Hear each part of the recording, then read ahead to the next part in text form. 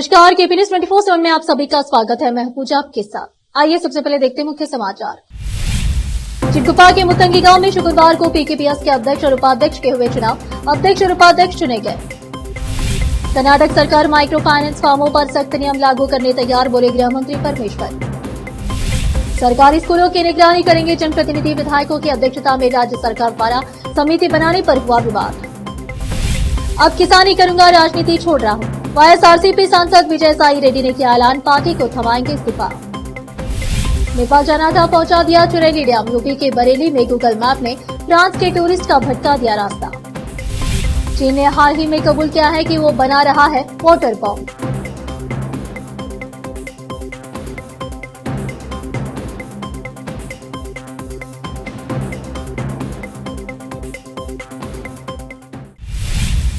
अब समाचार विस्तार से। चिटकुपा के मुतंगी गांव में शुक्रवार को पीकेपीएस के अध्यक्ष और उपाध्यक्ष के चुनाव हुए। इस चुनाव में राजप्पा शिवपुत्र सादा को मुतंगी गांव का निर्विरोध अध्यक्ष और शांताबाई चंद्रा शेट्टी को उपाध्यक्ष चुना गया। रिटर्निंग अधिकारी मृत्युंजया ने कहा कि शुक्रवार को हुए अध्यक्ष और उपाध्यक्ष के चुनाव में एक एक नामांकन पत्र जमा करने के कारण उन्हें निर्विरोध चुना गया। बाद में पीकेपीएस के मुख्य कार्यकारी रवि कुमार बिरादर ने नए अध्यक्ष, उपाध्यक्ष और सभी निर्देशकों को सम्मानित किया। बाद में नए अध्यक्ष राजप्पा सदा ने मीडिया से बात करते हुए कहा कि मेरा लक्ष्य मुतंगी सहकारी समिति को एक आदर्श सहकारी समिति बनाना है। संघ के अंतर्गत आने वाले सभी निर्देशकों और गांव के बुजुर्गों ने एक युवा व्यक्ति को अध्यक्ष नियुक्त किया है। उन्होंने कहा कि वह उन सभी को धन्यवाद देंगे। उपाध्यक्ष शांताबाई चंद्रा शेट्टी ने कहा कि मैं उन सभी की धन्यवाद करता हूं जिन्होंने मुझे निर्देशक और उपाध्यक्ष के रूप में चुना है। ग्राम नेता मल्लिकार्जुन माली पाटिल ने कहा कि सभी बुजुर्गों और किसानों के सहयोग से राजप्पा सदा को कम उम्र में पीकेपीएस अध्यक्ष के रूप में निर्विरोध चुना गया। कम उम्र में ताकत मिल गई। उन्होंने किसानों के कल्याण के लिए अच्छा काम करने की सलाह दी।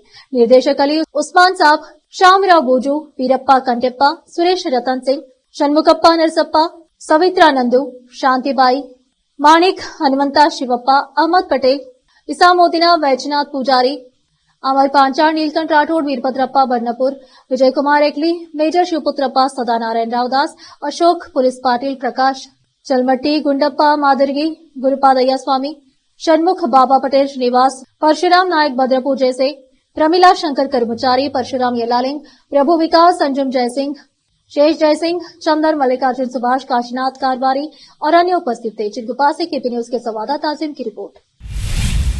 गृह मंत्री जी परमेश्वर ने शुक्रवार को घोषणा की कि राज्य सरकार ऋण वसूली एजेंटों के उत्पीड़न रोकने के प्रयासों के तहत माइक्रो फाइनेंस फर्मों पर सख्त नियम लागू करने को तैयार है। राज्य में माइक्रो फाइनेंस फर्मों के एजेंटों के उत्पीड़न से परेशान होकर कुछ लोगों के आत्महत्या करने की घटनाओं के बाद मुख्यमंत्री सिद्धरामैया ने इस मामले पर तत्काल बैठक बुलाई है। उधारकर्ताओं की सुरक्षा के संबंध में मौजूदा कानून में कमियों को लेकर चिंताएं हैं।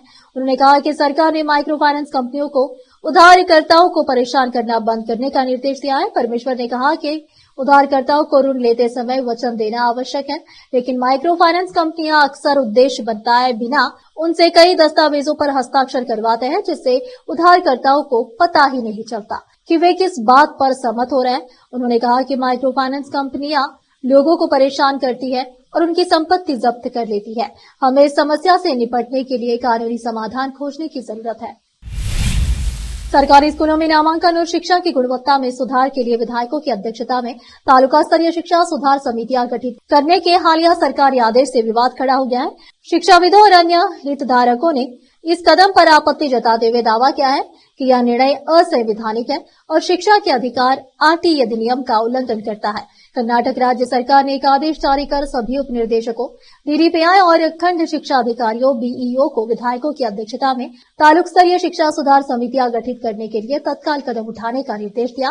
सरकार ने दावा किया कि मौजूदा व्यवस्था में प्राथमिक और माध्यमिक शिक्षा विभाग की प्रगति की समीक्षा और कार्यक्रमों का क्रियान्वयन प्रभावी ढंग से नहीं हो रहा है, इसीलिए तालुक स्तरीय समितियां गठित की जा रही है।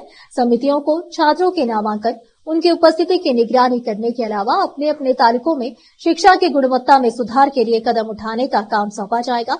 इसके अलावा समितियों को सरकारी स्कूलों में ड्रॉप आउट दर को लगभग शून्य करने और स्कूल विकास में सामुदायिक भागीदारी बढ़ाने के लिए आवश्यक कदम उठाने होंगे। हालांकि आलोचकों का तर्क है कि ये समितियां आरटीई अधिनियम की धारा 9, 21 और 22 के तहत पहले से मौजूद स्कूल विकास और निगरानी समितियों एसटीएमसी के लोकतांत्रिक कामकाज को कमजोर करेंगी।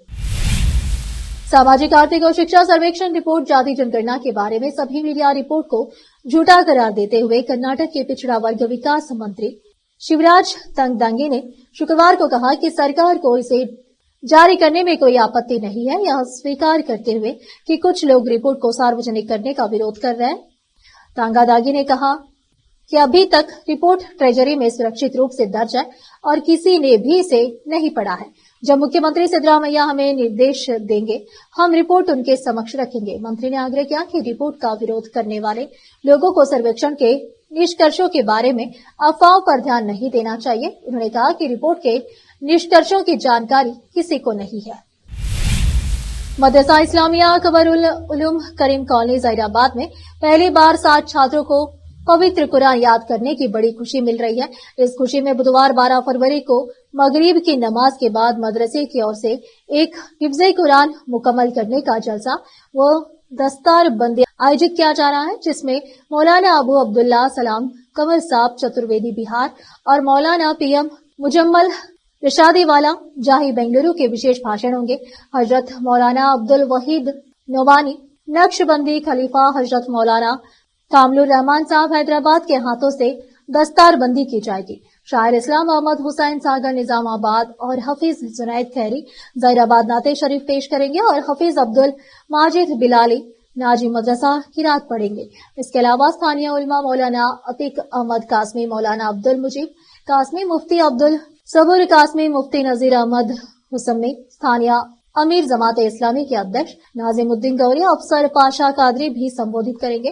प्रबंध समिति के अध्यक्ष सैयद मंजूर हुसैन, मुफ्ती नाजिर अहमद हुस्मी, अफसर भाई हफीज अब्दुल माजिद जफर भाई उर्फ पप्पू भाई, मोहसिन सलाउद्दीन कलीम और स्थानीय हफीज अकबर मुफ्ती अब्दुल सबुर कासमी ने एक प्रेस कॉन्फ्रेंस के माध्यम से प्रतिभागियों की संख्या का अनुरोध किया गया है।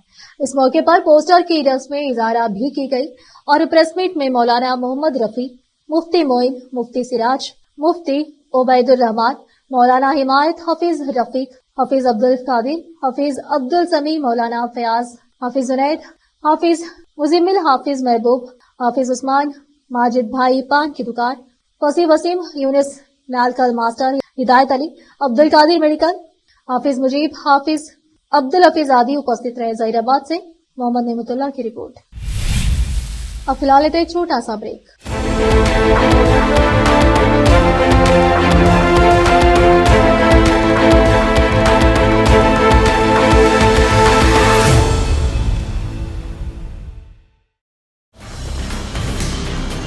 हिंदुस्तान के हर कोने में हम हैं मौजूद। 24 घंटे हालात पर गहरी नजर, खबरों से जुड़े चुपते सवालात और आपको दिखाता है धार्मिक, सामाजिक, राजनीतिक, लोकल और इंटरनेशनल न्यूज की सबसे बेहतर कवरेज,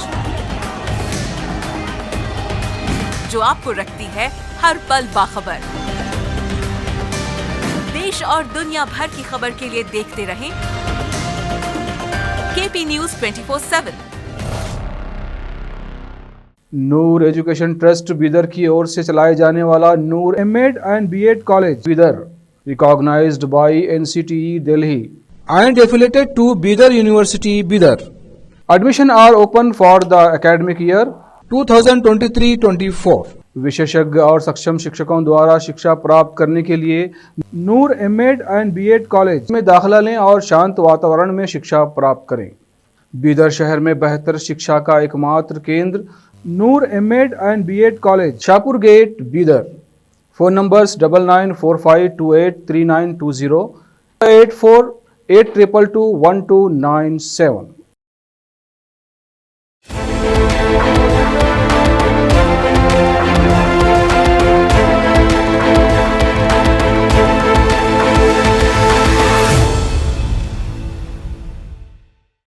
ब्रेक के बाद आप सभी का स्वागत है। आइए देखते देश के अन्य समाचार। वाईएसआरसीपी सांसद विजया साई रेड्डी ने शुक्रवार को ऐलान किया है कि वह सक्रिय राजनीति से दूर रहेंगे और आज राज्यसभा की सदस्यता से इस्तीफा देने की योजना बना रहे हैं। उन्होंने कहा कि उनका भविष्य का लक्ष्य किसानी पर केंद्रित है। और होगा। वायस परिवार के करीबी सहयोगी रेड्डी ने साफ किया है कि वह किसी अन्य राजनीतिक दल में शामिल नहीं होंगे। उन्होंने जोर देकर कहा कि राजनीति से संन्यास लेने का उनका फैसला पूरी तरह से व्यक्तिगत है और किसी दबाव या प्रभाव में नहीं लिया गया है। उन्होंने कहा, मैं राजनीति छोड़ रहा हूँ। मैं कल यानी 25 तारीख को राज्यसभा की सदस्यता से इस्तीफा दे रहा हूँ। मैं किसी राजनीतिक पार्टी में शामिल नहीं होऊंगा। मैं किसी अन्य पद, लाभ या धन की उम्मीद में इस्तीफा नहीं दूंगा। यह फैसला पूरी तरह से मेरा है। मुझ पर कोई दबाव नहीं था। रेड्डी ने एक एक्स पोस्ट में कहा कि किसी ने मुझे प्रभावित नहीं किया। बॉलीवुड के किंग खान यानी शाहरुख खान को उनके 9 करोड़ रुपए वापस मिल सकते हैं। मामला महाराष्ट्र सरकार और शाहरुख खान के बंगले मन्नत से जुड़ा है। ऐसे में सूत्रों के हवाले से मिल रही है जानकारी के मुताबिक महाराष्ट्र के मुख्यमंत्री देवेंद्र फडणवीस की अगुवाई वाली सरकार आकर शाहरुख खान की उस याचिका आवेदन को मंजूरी दे सकती है जिसमें उन्होंने 9 करोड़ रुपए की वापसी की मांग की थी। शाहरुख खान के मुताबिक इतनी बड़ी रकम मुंबई उपनगरीय जिला एमएसडी के कलेक्टर को उस जमीन के लिए किए गए एक्स्ट्रा पेमेंट के रूप में की गई थी जिस पर उनका घर मन्नत बना हुआ है। आपको बताते चले कि बांद्रा पश्चिम में अभिनेता शाहरुख खान और उनकी पत्नी गौरी खान के संयुक्त स्वामित्व वाला विशाल आवासीय बंगला राज्य सरकार द्वारा मूल मालिक को पट्टे पर दिए गए भूखंड पर है। एक्टर और उनकी पत्नी द्वारा उनके घर मन्नत के लिए अतिरिक्त भुगतान के लिए मांगे गए धन की वापसी के बाद सरकार ने इस सौदे को मंजूरी दे दी। गूगल मैप के कारण रास्ता भटकने के मामले आए दिन आते रहते हैं। इस बार भी एक ऐसा ही मामला आया है। यूपी के बरेली में 2 फ्रेंच टूरिस्ट के साथ घटना घटी है। इन दोनों यात्रियों को नेपाल जाना था, लेकिन गूगल मैप ने उन्हें रास्ता भटकाकर बहेड़ी इलाके के चुरेली डैम पहुंचा दिया। मामला तब सामने आया जब गांव वालों ने गुरुवार रात 11 बजे इन दोनों को सुनसान इलाके में देखा। बहेड़ी सर्कल ऑफिसर अरुण कुमार सिंह ने बताया कि ये दोनों टूरिस्ट फ्रांस से 7 जनवरी को दिल्ली आए थे। उन्हें पीलीभीत से टनकपुर होते हुए नेपाल की राजधानी काठमांडू जाना था। यहाँ लोग गूगल मैप के जरिए आगे बढ़ रहे थे। ऐप ने उन्हें बरेली में बहेड़ी क्षेत्र से होते हुए एक शॉर्टकट दिखाया और फिर ये उसी पर चल पड़े। फिर ये लोग रास्ता भटक गए और चुरेली डैम पहुंच गए। अफसर ने बताया कि गांव वालों ने गुरुवार रात 11 बजे इन्हें सुनसान सड़क पर साइकिल पर घूमते हुए देखा। उन्हें उनकी भाषा समझ नहीं आई। सुनसान जगह पर विदेशियों के साथ किसी तरह की घटना न हो जाए, इसीलिए गांव वाले इन दोनों को चुरेली पुलिस आउटपोस्ट पर ले आए। मुंबई 26/11 हमले के आरोपी तहव्वुर राणा को भारत लाने का रास्ता साफ हो गया है। अमेरिकी सुप्रीम कोर्ट ने राणा के प्रत्यार्पण की मंजूरी दे दी है। कोर्ट ने उसकी दोष सिद्धि के खिलाफ समीक्षा याचिका को खारिज कर दिया है। भारत पाकिस्तानी मूल के कनाडाई नागरिक तहव्वुर राणा के प्रत्यार्पण की मांग कर रहा था। राणा 2008 के मुंबई आतंकवादी हमले के मामले में वांछित है। यह तहव्वुर राणा के लिए भारत को प्रत्यर्पित न किए जाने का आखिरी कानूनी मौका था। इससे पहले राणा सैन फ्रांसिस्को में उत्तरी सर्किट के लिए अमेरिकी अपील कोर्ट समेत कई संघीय अदालतों में कानूनी लड़ाई हार चुका है। तहव्वुर राणा पाकिस्तान में पहले सेना में डॉक्टर था। राणा पाकिस्तानी मूल का कनाडाई नागरिक है। उसने पाकिस्तान में पढ़ाई की, लेकिन बाद में व्यवसायी के तौर पर कनाडा चला गया था। वो आतंकवादी डेविड हेरेली दाऊद गिलानी का स्कूली दोस्त है। उसने पाकिस्तान के हसन अब्दाल कैडेट स्कूल में हेडली के साथ 5 साल पढ़ाई की थी। राणा वही व्यक्ति है जिसने हेडली को फर्जी दस्तावेजों के आधार पर भारतीय पर्यटक वीजा दिलाने में मदद की थी। राणा पर कथित तौर पर 26/11 के हमलों के लिए लश्कर-ए-तैयबा को रसद सहायता भी मुहैया कराई थी। मुंबई आतंकवादी हमले से पहले राणा और हेडली दोनों ने न्यूयॉर्क से पाकिस्तान और दुबई से पाकिस्तान की यात्रा एक साथ की थी। अब फिलहाल देखो छोटा सा ब्रेक। हिंदुस्तान के हर कोने में हम हैं मौजूद। 24 घंटे हालात पर गहरी नजर, खबरों से जुड़े चुपते सवालात और आपको दिखाता है धार्मिक, सामाजिक, राजनीतिक, लोकल और इंटरनेशनल न्यूज की सबसे बेहतर कवरेज जो आपको रखती है हर पल बाखबर। देश और दुनिया भर की खबर के लिए देखते रहें केपी न्यूज 24/7। ब्रेक के बाद आप सभी का स्वागत है। आइए देखते हैं देश के अन्य समाचार।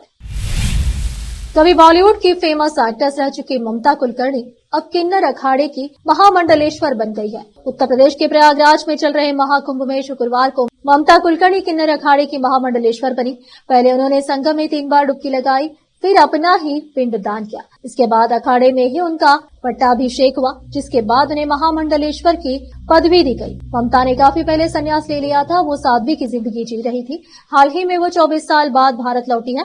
किन्नर अखाड़े की महामंडलेश्वर बनने के बाद उन्हें नया नाम भी मिला है। अब वह ममता नंदगिरी के नाम से पहचानी जाएंगी। 2015 में स्थापित किन्नर अखाड़ा एक हिंदू धार्मिक संगठन है, जिसका मुख्य उद्देश्य ट्रांसजेंडर समुदाय को आध्यात्मिक और सामाजिक क्षेत्रों में समानता और मान्यता देना है।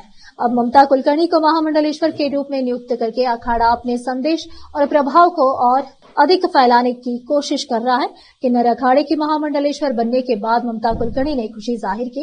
उन्होंने कहा कि ये महादेव का आदेश था, महाकाली की इच्छा थी, ये मेरे गुरु का आदेश था। उन्होंने ही आज का दिन चुना, मैंने कुछ नहीं किया है, सब ईश्वर की मर्जी है। चीन ने हाल ही में कबूल किया है कि वो वाटर बॉम्ब बना रहा है। जी हां, चीन दुनिया का सबसे बड़ा जल विद्युत बांध बनाने जा रहा है, जो अब तक के सबसे बड़े डैम थे थ्री गॉर्जेस से भी 3 गुना बड़ा होगा। इसको लेकर भारत में काफी हलचल मची हुई है, क्योंकि चीन यह डैम पूर्वी तिब्बत में बना रहा है। यह भी कहा जा रहा है कि इसके बनने से धरती के घूमने की स्पीड पर भी फर्क पड़ेगा, क्योंकि हाल ही में दावा किया गया है कि 3 गॉर्जेस की वजह से धरती की स्पीड में बदलाव आया है। ऐसे में इससे भी 3 गुना बड़ा डैम से और फर्क पड़ना लाजमी है। इस डैम को लेकर हाल ही में अरुणाचल के मुख्यमंत्री पेमा खांडू ने चिंता व्यक्त की है। शुक्रवार को डैम पर बात करते हुए चेतावनी दी कि चीन इसका इस्तेमाल जल बम के तौर पर कर सकता है। भारतीय सीमा के पास यार्लुंग सैंगपो नदी पर बनाने जा रहे हैं, इसकी तरफ ध्यान दिलाते हुए कहा कि इससे 60,000 मेगावाट बिजली पैदा हो सकती है। यह नदी अरुणाचल प्रदेश में सियांग के रूप में प्रवेश करती है और बांग्लादेश में बहने से पहले असम में ब्रह्मपुत्र बन जाती है। आखिर में फिर एक बार देखते हैं मुख्य समाचार। चिटकुपा के मुतंगी गांव में शुक्रवार को पीकेपीएस के अध्यक्ष और उपाध्यक्ष के हुए चुनाव। अध्यक्ष और उपाध्यक्ष चुने गए। कर्नाटक सरकार माइक्रो फाइनेंस फर्मों पर सख्त नियम लागू करने तैयार, बोले गृह मंत्री परमेश्वर। सरकारी स्कूलों की निगरानी करेंगे जनप्रतिनिधि। विधायकों की अध्यक्षता में राज्य सरकार द्वारा समिति बनाने पर हुआ विवाद।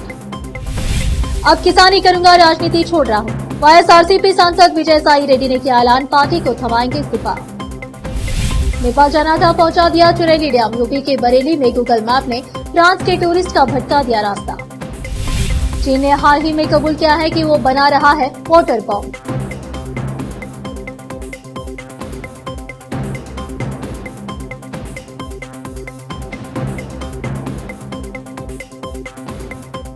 केपी न्यूज में इस वक्त के लिए इतना ही। देश प्रदेश के समाचारों के लिए देखते रहिए आपका अपना चैनल केपी न्यूज 24/7।